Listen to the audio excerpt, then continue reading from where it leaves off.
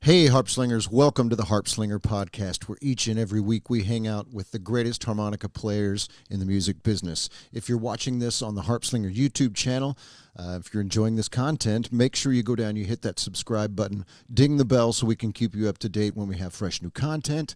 And if you're watching this on the Honer Music Facebook page, there's a share button down at the bottom of the live stream. We hope that you'll ding that little share button for us. Help us spread the word, get the word out about the Harpslinger podcast and all these great, fabulous harmonica players that we have on the show. All right, let's do this, everybody. I'll tell you, I'm pretty excited today. I get excited every Tuesday for these for the Harpslinger podcast, but this is a really cool one. My next guest is known as one of the world's great blues harmonica players and blues pianists. He's also a celebrated singer, songwriter, and composer of award-winning works, seamlessly weaving the blues and classical music. He's recorded on RCA, Vanguard, and Alligator Records, and is a million-selling blues classical recording artist on the iconic classical label Deutsche Grammophon. Here he is, ladies and gentlemen, Corky Siegel. How you doing, Corky? I'm here. I'm doing great. Well, it's great to have you, man. Thank you so much for being a part of the show. And as I said before we started, it's a real treat and honor for me to have you here. So thanks for taking time. Where are you these days, by the way? Are you in Chicago? Yeah, Chicago and Edgewater. Edgewater. The lake. Okay, great. I'm an Illinois native too. From the other end of the state, near Carbondale. I'm your southern cousins down there. It's not a lot going on down there like Chicago, but So you're a lifelong resident of Chicago. I'm assuming that's where you were introduced to the blues and introduced to the harmonica in specific. At about what age did you pick up your first harmonica and start this on this journey, this lifelong journey of yours? I think I must have been about 20. Okay. Or 19 or 20, I'm thinking. Yeah. 19 or 20. And were you out just seeing these great artists in clubs and struck by the instrument, or what was the precipitous for you to to really take this on as as your instrument? Bob Buchanan of the New Christie Minstrels was hanging around Chicago and just insisted that I learn to play the harmonica. It was more in the Bob Dylan style. Uh-huh. And I imagine that's when I picked it up and I was playing around with it and a neighbor walked by. And this must have been 1964, I'm thinking. Mm-hmm. A neighbor walked by and heard me playing the harmonica. Now, this is a neighbor I've seen my whole life up to that point, but never talked to. And he knocks on my door and he's got 3 albums in his hand. Jimmy Reed, Howlin, and Muddy Waters. And he said, "This is how you play the harmonica. I'll lend you these albums." And I started playing the albums and I started dancing around the house like a maniac and completely fell in love and started learning to play the harmonica a little bit, with those records and the piano and the blues. Basically, that's where I got. I had heard blues previously, but this just nailed it for me. And that's when it all happened. And I was playing saxophone at the time, Okay. and rock and roll saxophone. And Yeah. I pretty much gave up playing sax for harmonica. The harmonica sort of fit right in my pocket. The saxophone didn't. Right on. I can relate to that. Really, I yeah, you started. could relate to that. Yeah, I started on the saxophone as well, which I enjoyed. But when I found the harmonica, it was all over for the sax. Yeah, Just that was it. yeah. Did you start playing the harmonica first or the piano first? Which was your first instrument? I think piano. Okay. Piano. Yeah, I took piano lessons when I was young. Mm-hmm. A few of them. I didn't do well, and academically, I'm not an academic. Let's see, an academia nut.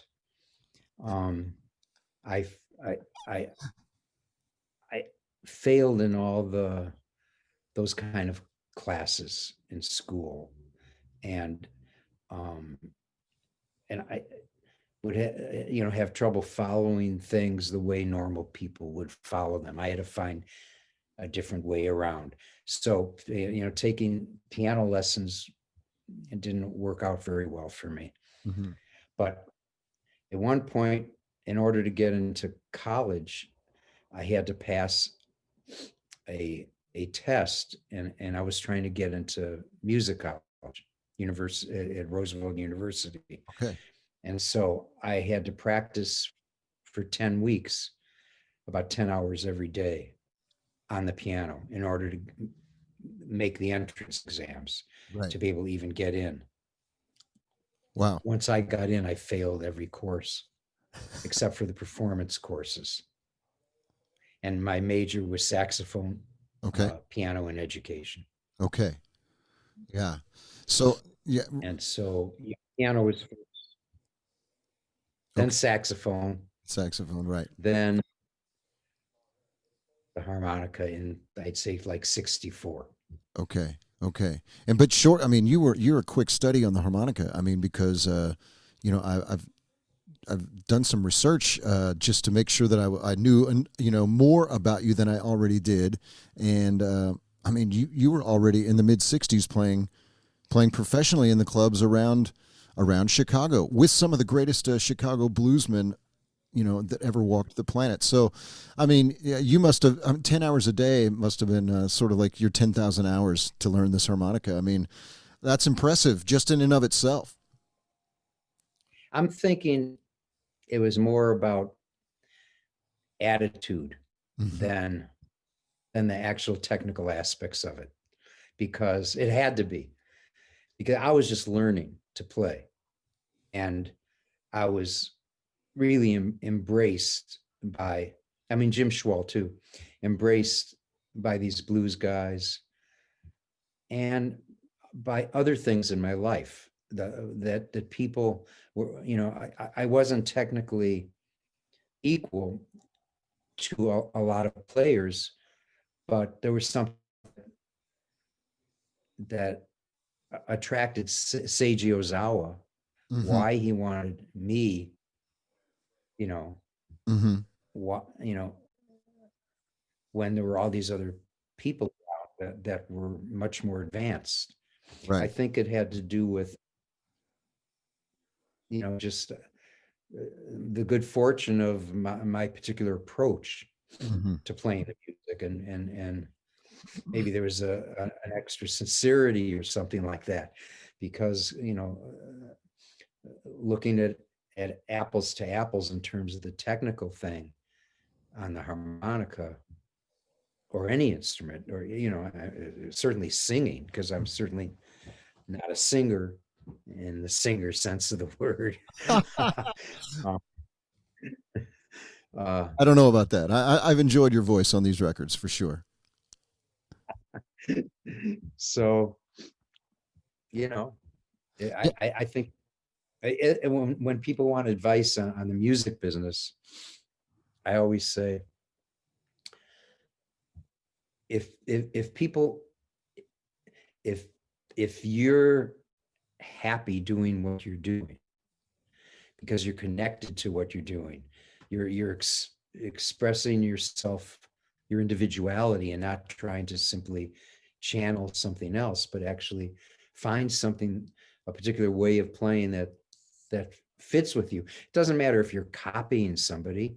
You could be a Bob Dylan fan, and that could be your big thing. Mm-hmm. If it's your big thing, go with it, Mm-hmm. So, you just find out what you have to offer and offer that, and you're going to be happy. And then people are going to want to be around you when you're happy. Right. It's that, and when you're expressing that, when you're expressing joy, people want to be around you. So that's always been my advice to all musicians. How do I make it in the music business? Well, you have to find a way of being happy with what you're doing. Mm-hmm. And then it doesn't matter if you make it or not. Right. But still, there's a better chance because people want to be around you when you're feeling happy and putting joy into what you're doing. I absolutely love that. I had a number of people. Well, I've asked, a lot of people when I was young and coming up for advice about the music business and never gotten that advice. I think that's great advice. I think it's more of from a spiritual point of view and an honest point of view, because we all know that there's a million different paths. It's like a thumbprint. Everyone's path in the music business will be different, but the idea is to be happy. Yeah. I love that. Thank you for sharing. I wrote a book. You know about the book that I wrote? Do you know about the book I wrote on the music business? Yes, I do. I do actually. I have it on my list of things to talk about. It's available on your website also, right? Yeah. Yeah. Well, it pretty much says it, Yeah.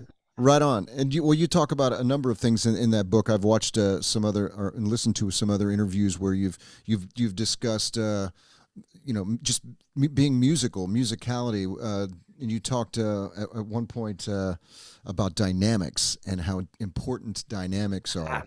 And I thought, yes, that is so right on the money. That is so right on. And you actually attributed that to some of your success of being able to rehearse a band and come up with arrangements and be super precise and utilize dynamics. And you felt like that helped propel you, yeah? Yeah, that's the book that I wrote on music. But Okay. the music business book. Oh. Did you know I wrote a book on the music business? No, I thought they were one and the same. I'm so sorry. No, yeah. Well, no, the book on the music business, it took me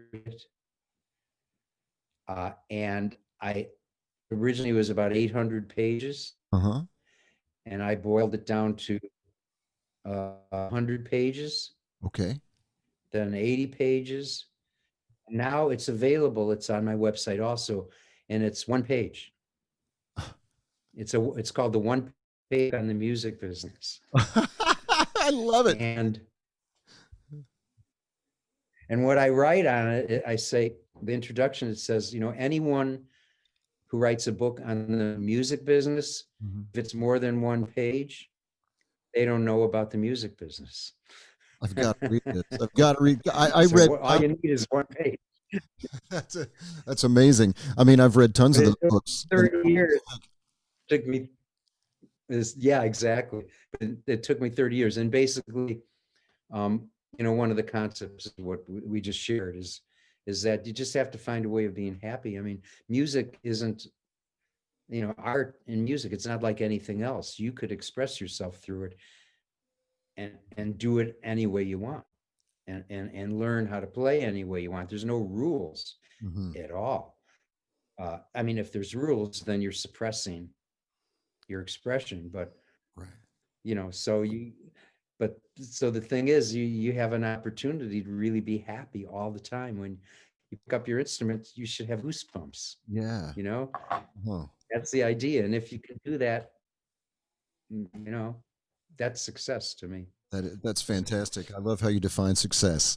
That's great. Well, was this always your feeling, or was this something that you learned over the years?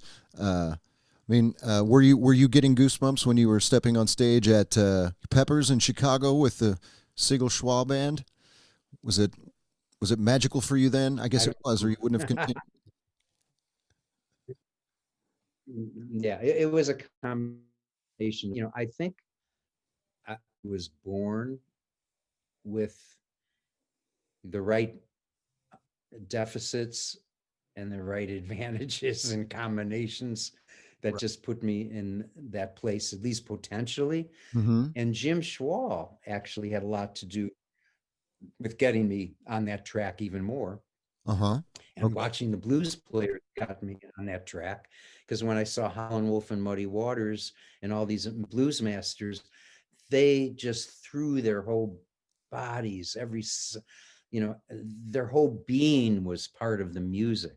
Mm-hmm. In classical music and even jazz, there's this thing where you want to get your personality out of the music. You want to get your body out of the music. You want to let the music do the talking. Mm-hmm. Well, that's pretty stupid, really.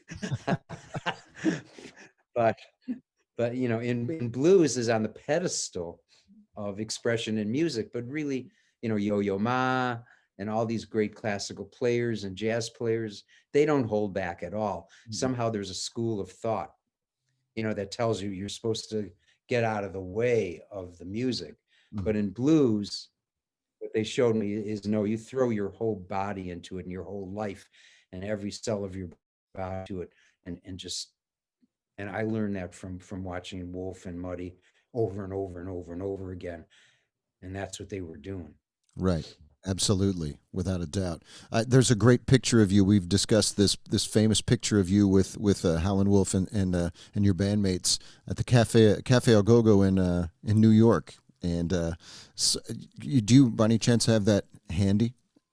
Is that near you? I'll grab the photo of Wolf. So Yeah.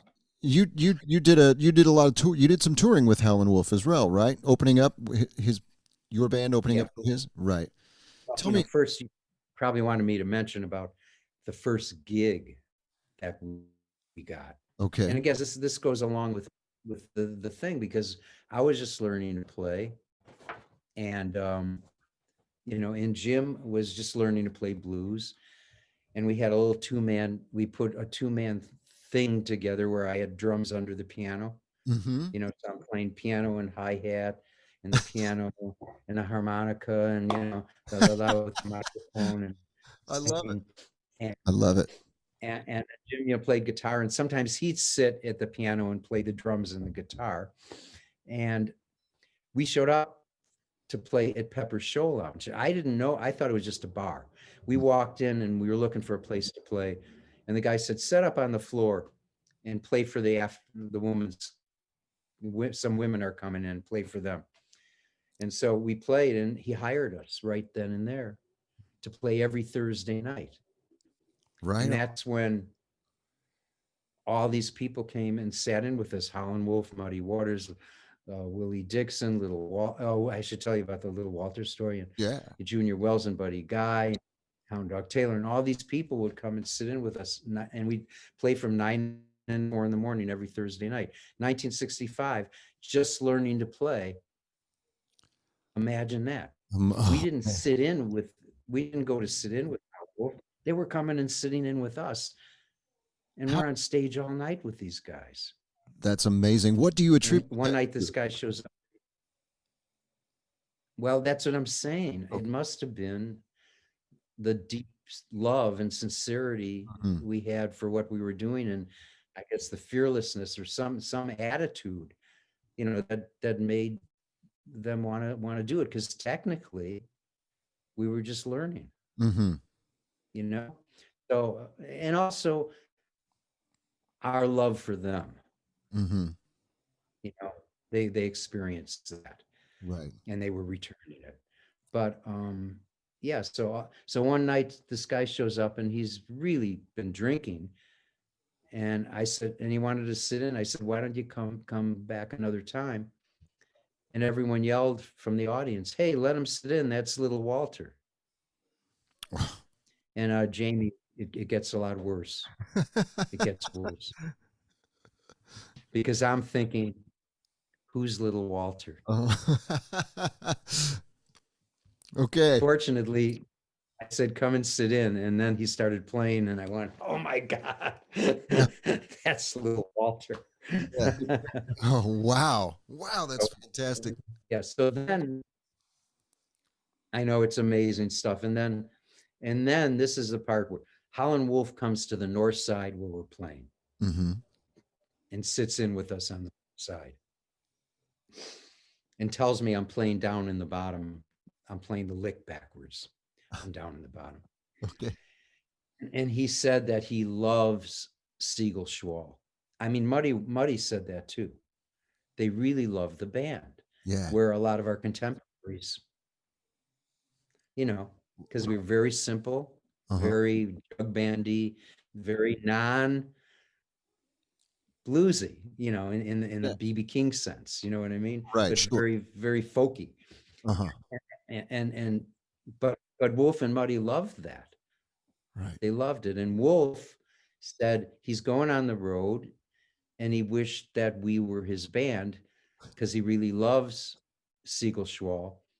He said, however, he loves his band even more. Right. So he wanted us to open the shows for him, and we did. And we went on the road. And so this photo is from, that was 1966. Mm-hmm. This photo is from January of 1967, Okay. backstage of the Cafe a Go-Go.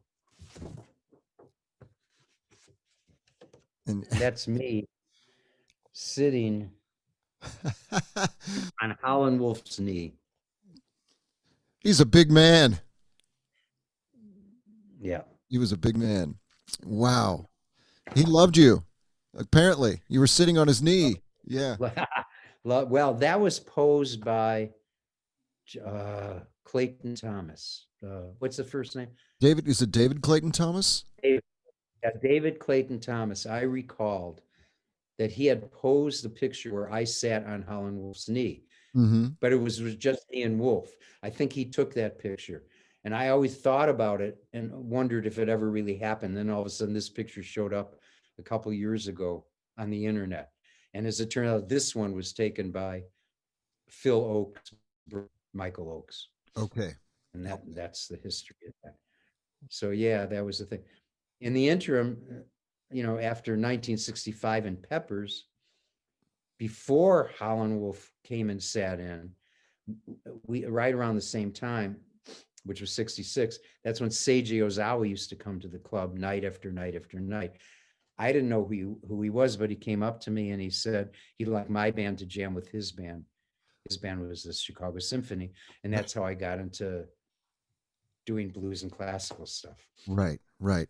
That's mind blowing that he was hanging out in a blues club. I mean, it's not what you picture in your mind of a gentleman of that sort of musical stature, right? That he wouldn't be slumming it as it were in the blues clubs. I love that he was moved by blues as well, clearly, and so he was the maybe the instigator to for you to meld these two worlds, and it changed your life. All his fault. All his fault.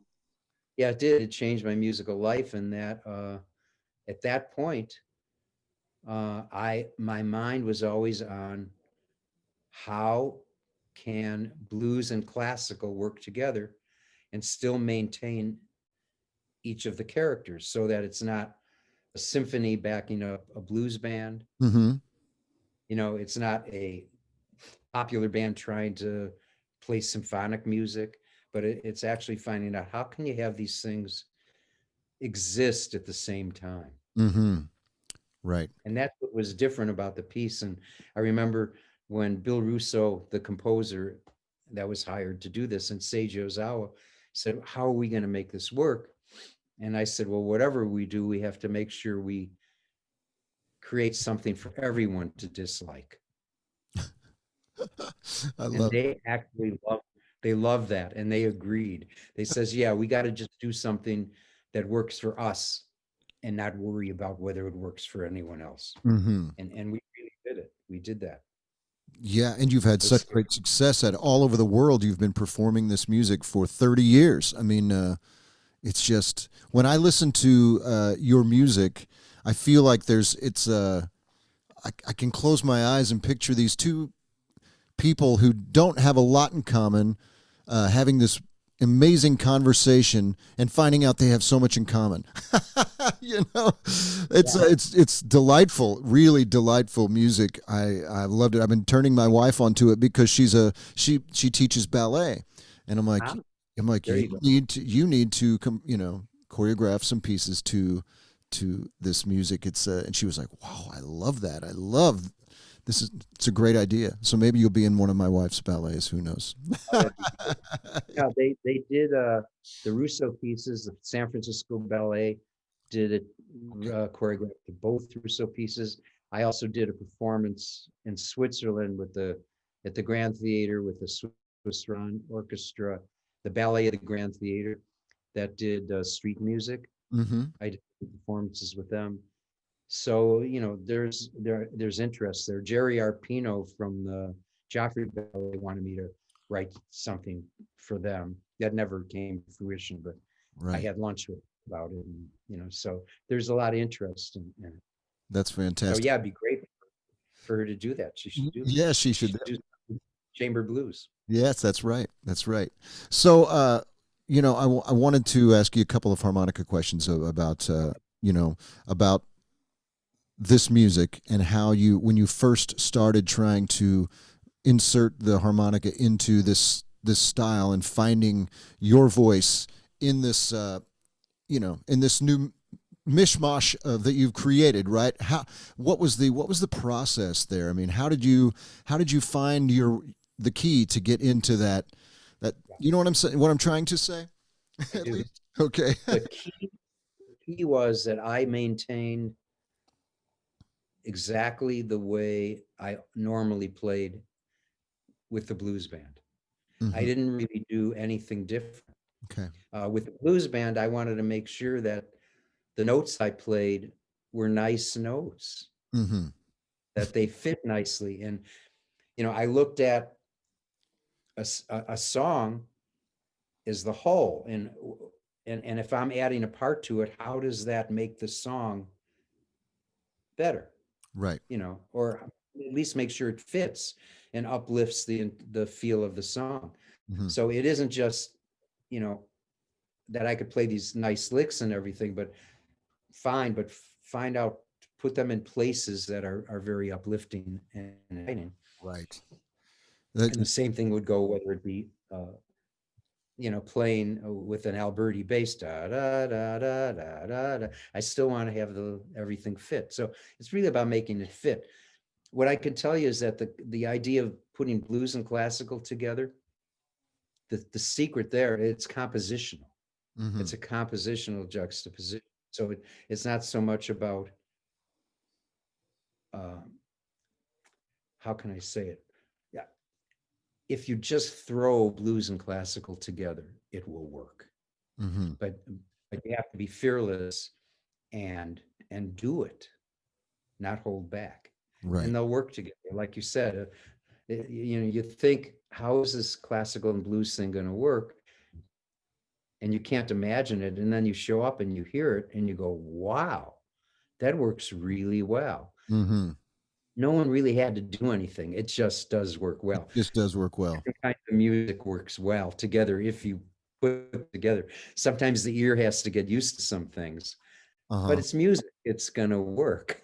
Right. In terms of where the harmonica fits in, the idea was a blues band, you know, with the symphony thing, the blues band plays the blues band stuff. Hmm. The symphony plays the classical stuff, and it works together. I mean, it has to be the same piece of music. Right. Okay, so let me explain it differently. So when Seiji and Bill Russo said, "How are we going to do it?" My technical answer was, "Well, we'll have the symphony play a classical ostinato, you know, like the Alberti bass, da da da da da da, Hmm. and then we'll have the blues band play blues on top of that. Right. So here you have classical flavor, and here you have blues flavor, or we could have the blues band play a blues ostinato, da da da da da da da da da, and the Mm. classical will play da da dee dee dee dee, you know, over that. Yeah. So, you know, it's just It does work really quite Base, well. Yeah. yeah, and then there's all the different possibilities in there, and it all works beautifully. So within that, the harmonica it's a solo instrument mostly, Mhm. the way I used it. So it's just improvising. So either it's improvising over a blues ostinato, or it's improvising over a classical ostinato, or it's playing blues licks while the classical is playing classical licks. Mhm. So I'm really not, as a musician, technically, I'm not doing anything different. And the thing that I'm doing that's the same is just making sure it feels right. Right. That I'm not just playing licks for the sake of playing licks, but that it Right. feels Exactly. Well, I want to talk to you about your some of your influences because I mean, what do I know? But I mean, I feel like there's a lot of country harmonica in your style as well as blues, and right. I feel like a lot of those licks are, they live in both worlds. But I just about flipped out when I heard this the chamber records, and I had not heard them until recently, and I was like, it changed the way I mean, I immediately wanted to start learning what you're doing. I mean, I love this style. I play a lot of country style too. That's, kind of my thing. But I was just blown away by it. It was so inspiring. I think it's maybe like the coolest thing I've heard on harmonica in a long, long, long time. It's just I can't say enough about it, man. I know I'm sort of gushing here, but it's worthy. It's worthy of gush. It's okay, because really you don't have to do anything different than you're already doing. It seems like I might be doing something Yeah. to make. I'm playing blues. I'm Yeah. trying, and since I'm composing the music at this point, I just make sure I'm writing something that I know I could play to, Right. Okay. that within my technical capabilities. Sure. But and if you're hearing country, and when you say country, you're not saying uh, why can't I think of the name? You're not saying country blues harmonica. You're saying country music Yeah, harmonica. yeah. I'm not It's not so much Sonny Terry. I'm hearing right. more, Thank you. like almost Charlie McCoy, uh, a little bit. Right. Yeah, You know what it is?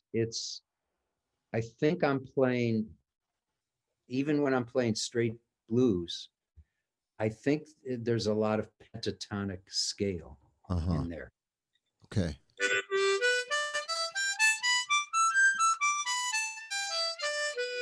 You know, Hmm. what pentatonic scale has. It is available on the harmonica.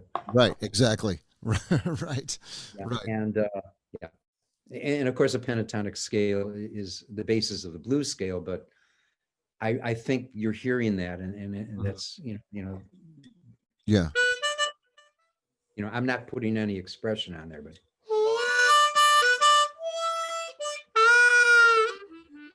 Hmm. a lot of pentatonic. Sure. Absolutely. Absolutely.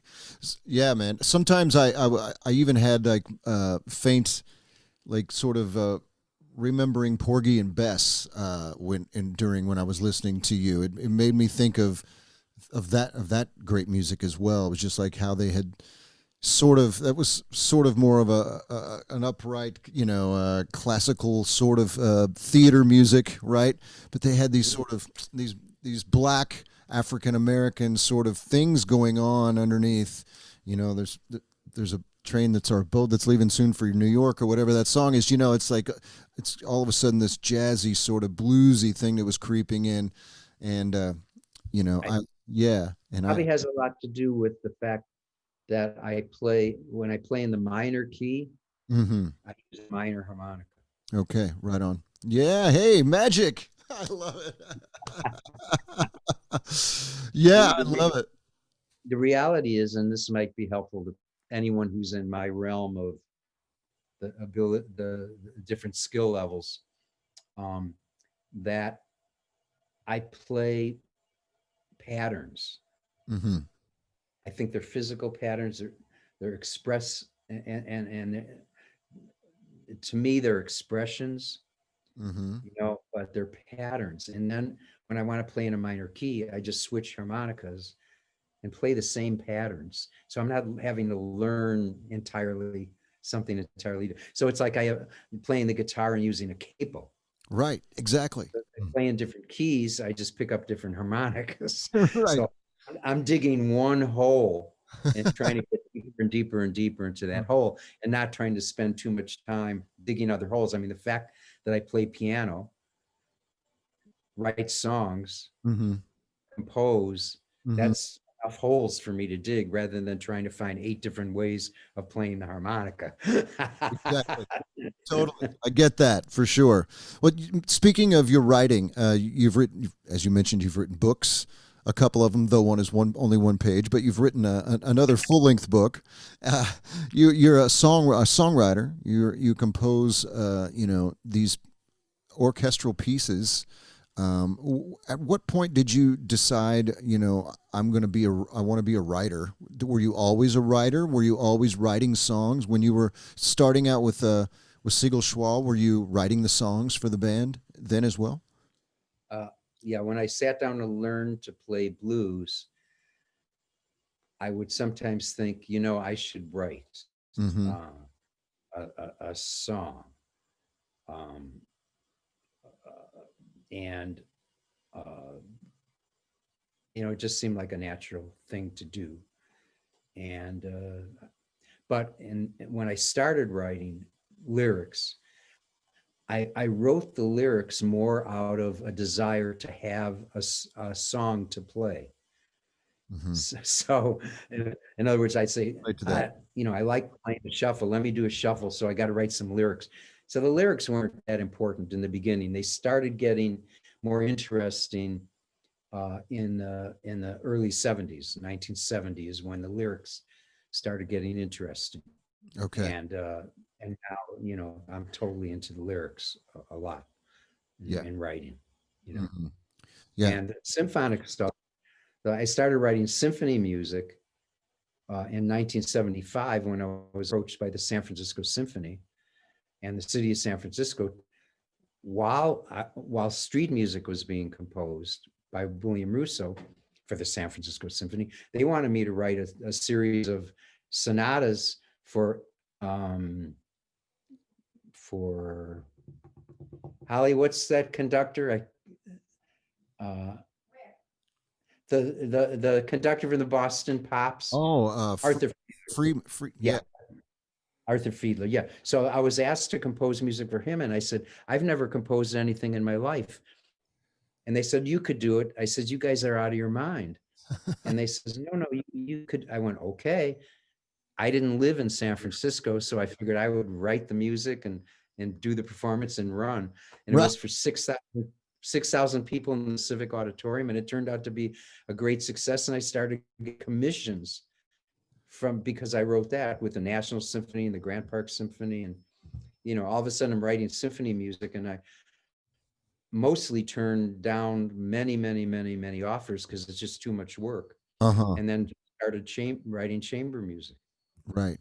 So okay, so that's a big jump though for any musician, even a musician with a degree in music, to jump from being a songwriter for a blues band to composing for an orchestra or a chamber group, right? I mean, so what was that process? I mean, that's a big switching gears. What was that process like for you? How to figure out, okay, how do I do this now? How do I even go about this? Glad you asked, because it's the answer is going to be a very valuable. First of all, I never did get a degree. In fact, I failed every music course I took other than the performance courses, theory courses, everything. I got through I got a good music 101 Uh-huh. education. Uh-huh. That's pretty much it. Okay. But when you're sitting around, Jamie, working with your band, right?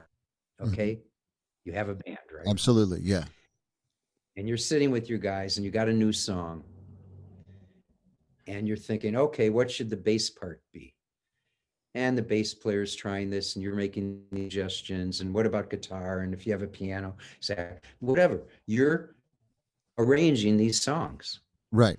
And then you try it and it doesn't work well, and you say, let's change the bass part, and maybe you play the song for a year, Mm-hmm. and in that year you're improving it and finding better things that work better. You have just received the best possible education you could possibly receive for writing symphonic music. Okay. Much better than anyone that studied writing symphonic music. Wow. Better, a better education. Because all you have to do is get a book on orchestration and say, oh, here's some things, here's the range of the instruments, and Right. you know what an oboe sounds like. Hey, I'd like an oboe there, or so. And if you're fearless about it, it's going to come out pretty darn cool. Mm-hmm. Matter of fact, it's hard to really do anything wrong, but you have a big advantage because you got to sit around with musicians and try stuff. Right. Where the symphonic composer had to do it all in his head, mm-hmm. pretty much. Mm-hmm. Guesswork, where you got to try stuff out. Yeah. So, of course, now with computers, anyone could do it. And I'll tell you one more story that I really love, because I just think people should know this, because there's so much mystery in music that shouldn't be there. Mm-hmm. We like telling people how much we've achieved and how difficult it was to get here. But it's very misleading. It's very misleading. Like I say, a harmonica is the easiest instrument to play in the world. If you could breathe, you could play the harmonica. Right. I just played the harmonica. Right. I love it. That's fantastic. So my wife one time said, there's this composer there were birds on a wire, and he composed this genius work. And she said, the piece is beautiful. What a genius this guy is. And I said, it is beautiful, but he's not a genius. She says, what do you mean? And so I said, name a number between 1 and 5. She says, why? I said, name a number between 1 and 5. 3. Okay, I wrote it down. So I asked her to name all these series of numbers. Mm-hmm. In my mind, the first number was pitch, represented 1 of 5 notes pitch. Mm-hmm. The next number represented a 16th note, an 8th note, a quarter note, a half note, or a whole note. She didn't know that, but I was writing it down. And then I put it in the computer, and I played it for her a couple days later. I said, oh, I want you to listen to something. And she listened to it, and she says, wow, that's really beautiful. Who wrote that? I said, you did. That's lovely. I love it. That's fantastic. You have a great, you have a wonderful sense about you that's very, I don't know what the word is. I said spiritual earlier, but I feel that you have like this different take on life. That's what I get from you. That's what I really, really like it. It's really, I feel like I'm getting goosebumps when I listen to you talk, I guess is what I'm driving at. It's an interesting take you have on life and on music. Have you interviewed Charlie Musselwhite? Not yet. No, I have not. Yeah. He's amazing. Yeah, I that would be fantastic. I need to get in touch with him. Yeah. I want to say I'm so sorry. We have Nashville has had some pretty severe issues with Wi-Fi and with the bombing that just happened here, and we're having some issues. I think, no doubt, because of that. So it's tracking a little strange. So I want to apologize to you and also to our viewers. Occasionally there's some dropout here.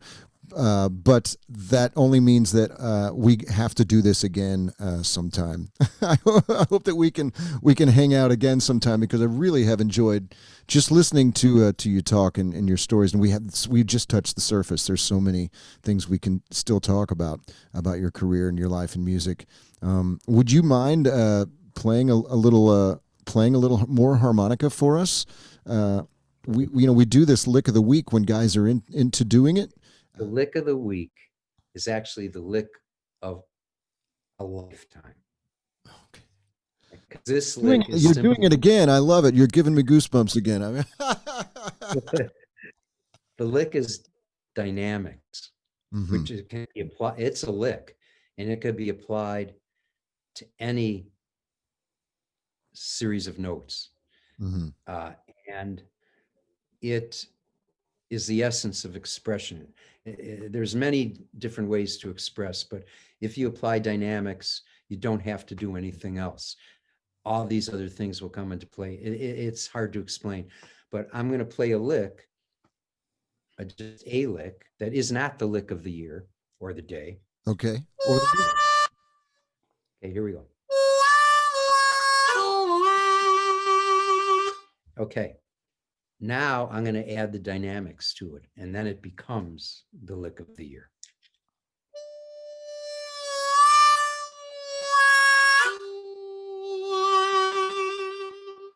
Okay, same thing with this one.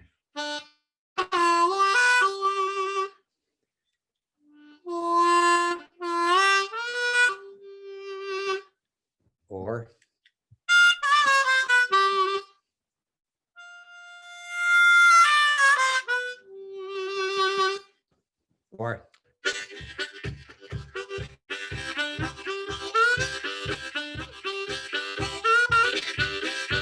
okay.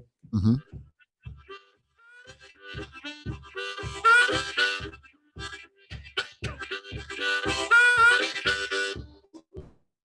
Just going, I'm just doing that, but you add the dynamics and it makes it all musical, makes it come to life. It makes it dimensional, and it may not come across so much on the internet, but that's the idea. The lick of the year is applying dynamics to any lick.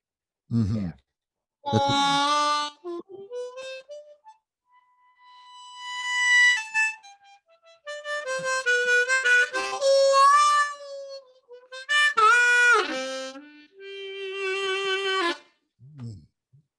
Okay. I love it. That was fantastic. You're right. It makes a world of difference. Yeah, I'm gonna put that in my bag of tricks. Dynamics, more dynamics for the. Well, Corky, thank you so much for being here this afternoon. We are so grateful. Yes, and we must do this again when I'm really disappointed that it's not recording so great. I know that we have a bad connection, it seems, but such is life here in Nashville at the moment. People still don't have cell service, so I'm lucky I have any service at all. But at any rate, happy holiday to you. Have a wonderful new year. I can't wait for this COVID thing to go away so I can come out and see you on the road somewhere. That's on my bucket list without question. And and I'll read your one-page book before then so we can have a lot to talk about. I love it. Peace and love to you, my friend. Thank you so much for being here. Have a great day, man. Bye-bye.